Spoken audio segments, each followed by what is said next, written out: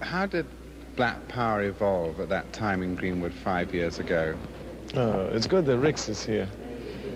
Because when we started the march in Mississippi, we had thought about using Black Power, but we weren't sure whether or not the people would be ready for it. So Ricks was selected to go out ahead of the march and work among the sharecroppers, people in the fields, and just see how they would react to the term Black Power. And he went about a day's march ahead of the march and would just ask people.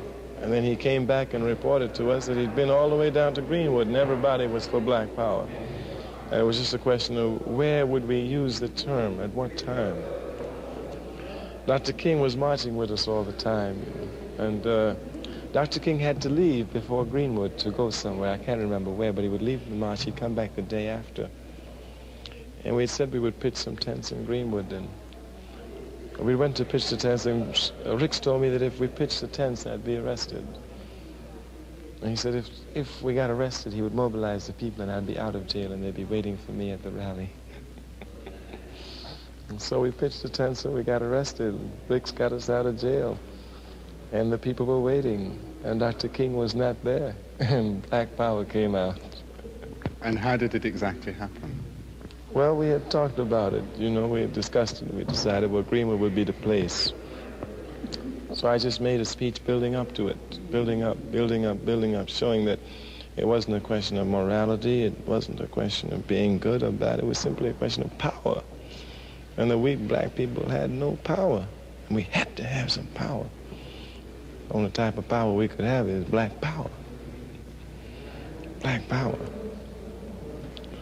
And since Willie Ricks is a good organizer, the people were well seasoned.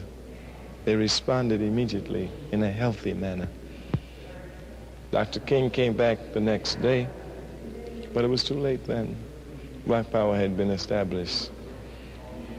Why do you think these ordinary people, sharecroppers and the like, did respond so quickly to the suggestion of Black Power? We knew their problems. I mean, we lived with them. We slept on their floors. We picked cotton with them. Our job was to organize them. We knew that they were powerless.